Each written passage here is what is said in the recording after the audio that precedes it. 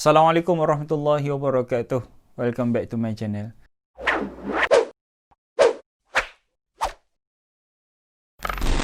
Jadi hari ini kita akan discuss berkaitan dengan kisah Nabi Musa alaihi salam. Kalau ikutkan sebelum ni saya bawa korang semua pergi ke sungai yang menghanyutkan Nabi Musa alaihi salam. Semasa Nabi Musa ni masih dalam keadaan bayi, dalam keadaan masih lagi kecil. Kerana kekejaman ataupun kezaliman pemerintahan kerajaan pada zaman Nabi Musa alaihi salam pada masa itu. Sebenarnya banyak kisah Nabi Musa alaihi salam disebut di dalam Quran. Bahkan nama Nabi Musa alaihi salam ni Allah ulang banyak kali. Kalau ulama kira lebih kurang 100 kali nama Nabi Musa AS ni disebut di dalam Quran. Dalam surah ni ada kisah Nabi Musa, dalam surah ini ada kisah Nabi Musa AS. Banyak surah yang menceritakan kisah Nabi Musa AS. Ini menandakan bahawasanya Nabi Musa AS ni merupakan seorang Nabi dan seorang Rasul yang istimewa, yang special lah untuk kita bincangkan, untuk kita tahu kisah dan perjalanan hidup Nabi Musa AS. Dan di antara karakter juga yang sezaman dengan Nabi Musa AS, bila kita sebut saja nama Nabi Musa AS, maka kita akan ingat satu lagi karakter yang jahat, karakter yang zalim, iaitu Fir'aun. Dan di antara karakter yang lain itu penasihat Fir'aun, iaitu Haman. Korun, dan Korun ni merupakan, ada setengah pendapat mengatakan Korun ni merupakan sahabat ataupun kawan baik kepada Nabi Musa alaihi salam, dan sezaman dengan Nabi Musa juga, iaitu Nabi Harun alaihi salam, Nabi Yusha, Nabi Khidir alaihi salam, dan ada juga karakter-karakter yang lain seperti Asiyah, Dayan-Dayan dan sebagainya.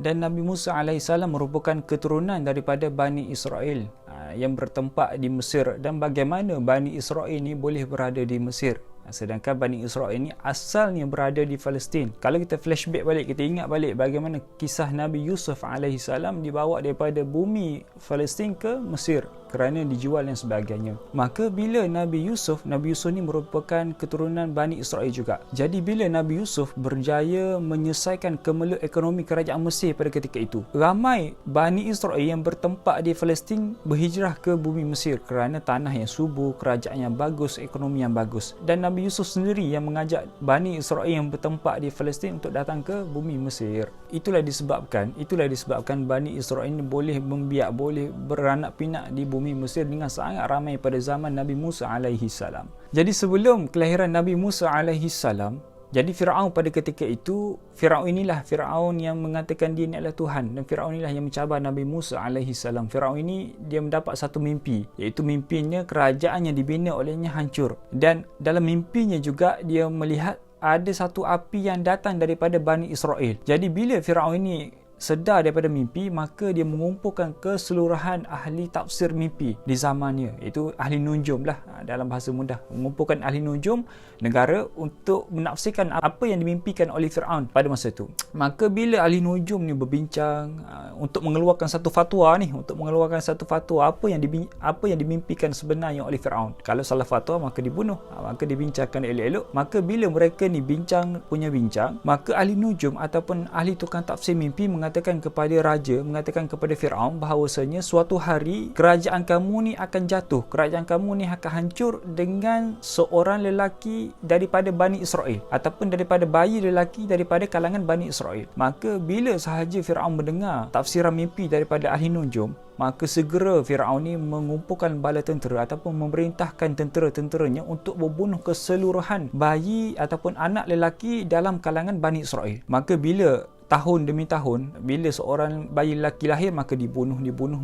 Maka Fir'aun ni takut. Ada setengah riwayat mengatakan Fir'aun takut kerana tenaga buruh makin berkurang. Kerana tenaga buruh pada ketika itu, sama juga pada waktu ni, memang dalam kalangan lelaki. Jadi bila lelaki ni makin sedikit, makin berkurang, maka Fir'aun ni takut kerana tenaga buruh, tenaga kerja ni makin berkurang. Maka Fir'aun ni mengarahkan tahun ini dibunuh keseluruhan lelaki dan tahun depan tidak dibunuh. Tahun depan satu lagi dibunuh. Selang-seli. Dan kebetulan Nabi Musa AS lahir pada tahun yang sepatutnya yang wajib dibunuh keseluruhan bayi lelaki. Maka bila perintah itu dikeluarkan, maka ibu kepada Nabi Musa AS ni takut kerana takut anaknya dibunuh. Yang ini saya dah cerita dalam video sebelum ni. Korang tengok sendiri dalam video sebelum ni macam mana saya dah ceritakan Nabi Musa AS dihanyutkan dan sampai ke Dayang dan dibawa kepada Siti Asiyah. Bila sampai Nabi Musa ni kepada Siti Asiyah ni, selepas dihanyutkan Dayang bawa dan jumpa Siti Asiyah, maka bila sampai kepada Siti Asiyah, Allah mencampakkan satu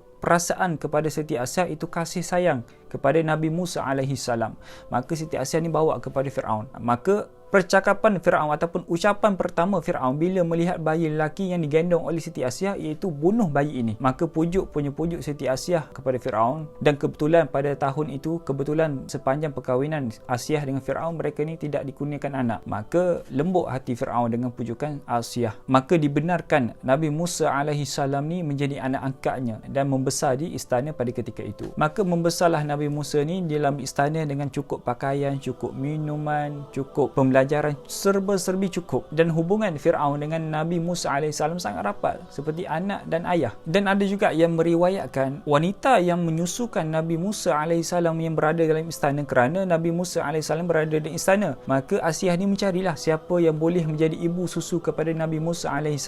Bila semua tentera-tentera yang mencari seorang tak lepas, kerana bila datang seorang perempuan untuk menyusu Nabi Musa tak nak, Nabi Musa menangis. Bila datang seorang tak lepas, datang seorang Nabi Musa tak nak, bila datang seorang lagi Nabi Musa menangis. Kesemua wanita yang datang jumpa dengan Asiyah, kesemuanya menangis dan Nabi Musa tak mau. Cuma ada satu cadangan daripada, wallahu alam daripada siapa, ada satu cadangan yang mengatakan ada satu keluarga daripada Bani Israel, itu keluarga yang baik, kita boleh panggil dia untuk datang untuk cuba menyusukan Nabi Musa AS, iaitu ibunya sendiri. Maka bila datang ibu Nabi Musa AS, dan pada ketika itu Asiyah dan Firaun ni tak tahu yang itu adalah ibu kandung kepada Nabi Musa AS. Bila ibunya datang dengan jemputan ataupun dengan arahan daripada istana untuk menyusu Nabi Musa AS, serta-merta Nabi Musa ni tak menangis dan disusukan oleh ibunya dengan sangat baik. Dan ada juga riwayat mengatakan bermula daripada itu ibu kepada Nabi Musa ni berulang-alik daripada istana ke rumahnya, dan ibu Nabi Musa sendiri dihadiahkan bermacam-macam kemewahan daripada Firaun. Jadi sepanjang Nabi Musa AS